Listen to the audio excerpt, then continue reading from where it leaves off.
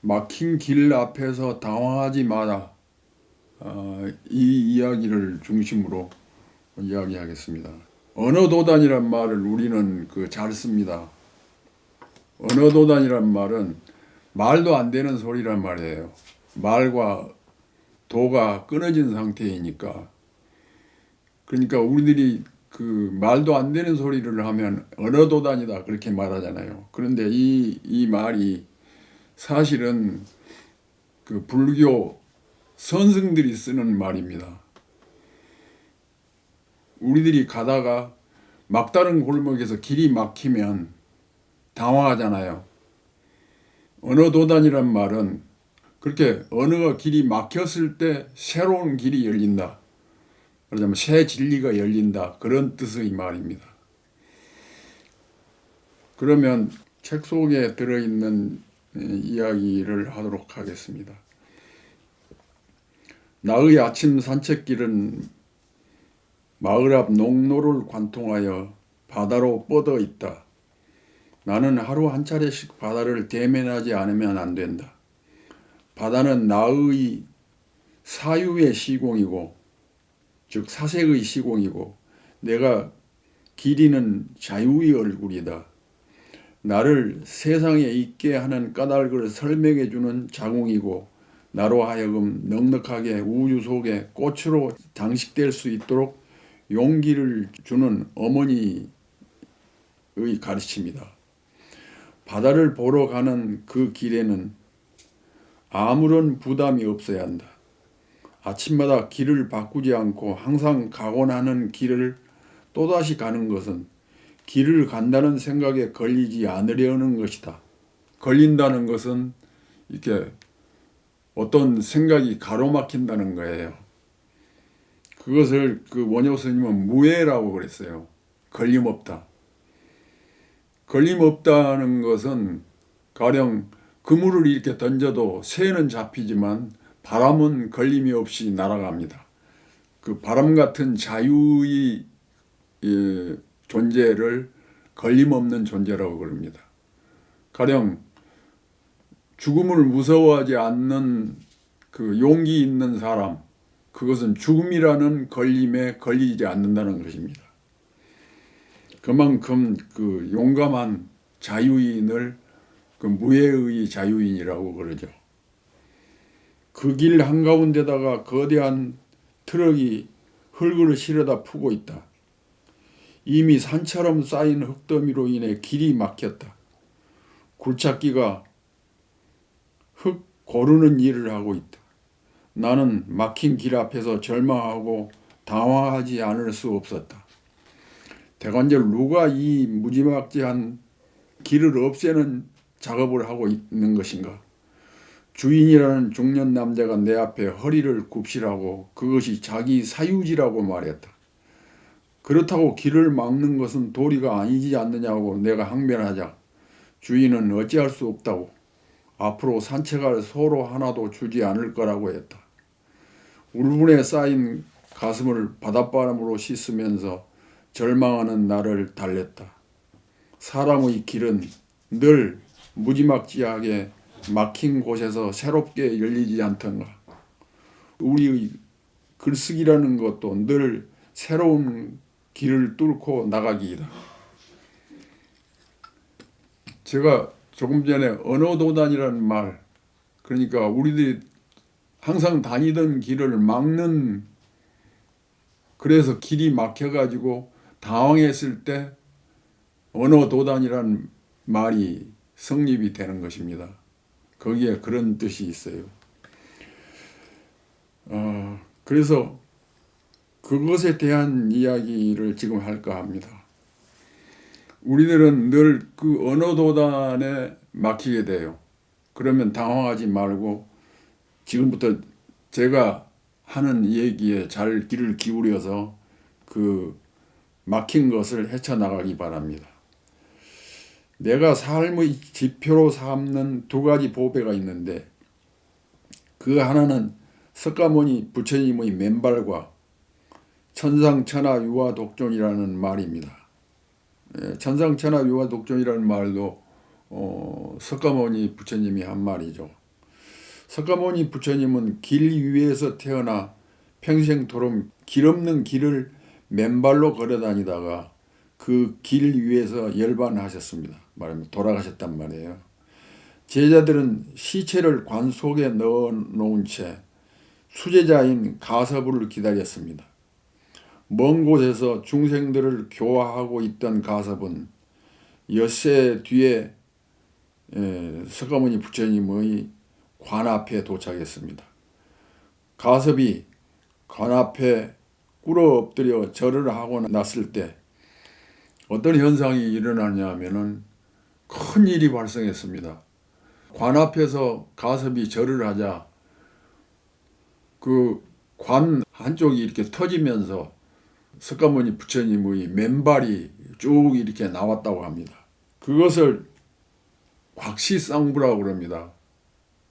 그러니까 관 앞으로 석가모니 부처님의 발이 나온 사건을 곽시쌍부라고 말해요.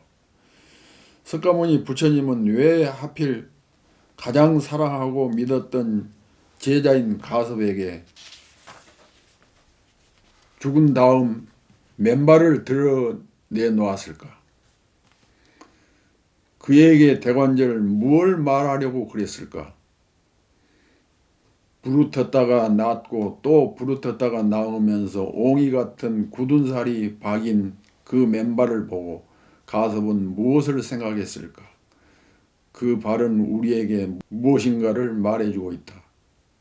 그런데 지금도 인도 사람들은 신을 신고 다니지 않는 사람들이 있습니다. 석가모니는 왕자였는데 그 왕궁에서는 가죽신을 신었겠죠. 그런데 그 왕궁을 버리고 스스로 거지가 돼서 그 가죽신을 버리고 나와서 맨발로 걸어다니면서 수도를 했고 맨발로 걸어다니면서 깨달은 다음에 맨발로 걸어다니면서 많은 사람들에게 자기 진리를 가르쳤던 것입니다. 그 맨발로 걸어다니다 보니까 발이 닳아지고 부르트고 가시에 찔리기도 하고 그래가지고 낫고 그러다 보니까 발바닥이 우리의 구두 발자국처럼 두꺼워졌다는 겁니다. 그러니까 가섭 앞에 내놓은 발은 그만큼 두껍고 험한 발바닥을 내보인 것입니다. 멀고 먼 길을 걸어서 다녀본 고통스러운 경험이 있습니다. 나에게는. 초등학교를 막 졸업한 나는 토요일이나 일요일에 나의 고향 집과 읍내 중학교까지의 길 35km를 내내 걸어서 왕래하곤 했었습니다. 중학교 졸업할 때까지 중학생 때 어머니가 보고 싶어서 그렇게 80리 길을 걸어서 다녔습니다. 토요일에 왔다가 일요일에 걸어가곤 했습니다.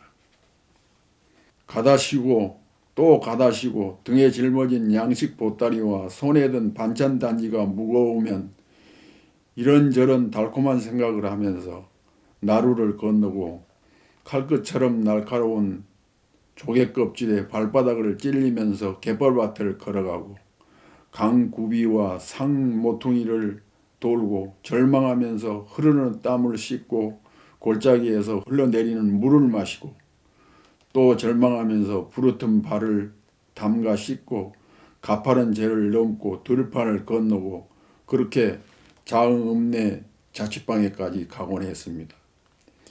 그토록 소설을 써왔습니다.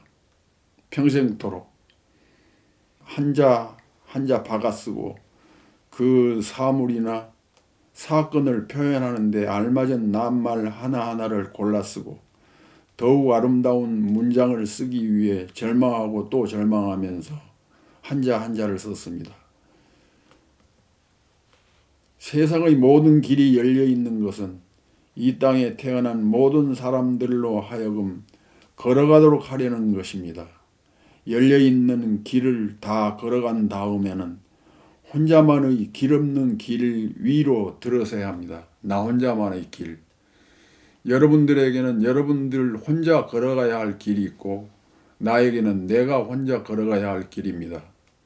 천상천하 유아독존, 그것은 하늘 위에 있는 신, 천하, 하늘 아래 들어있는 악마, 신과 악마 사이에 인간은 존재합니다.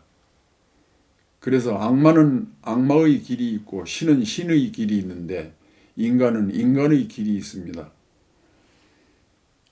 그 길은 길을 밟아가는 자들을 절망하게 하는데, 그 절망하게 하는 그 길을 절망으로부터 벗어나서 어떤 성취의 길로 만드는 것이 우리들의 인간이 해야 할 일이에요.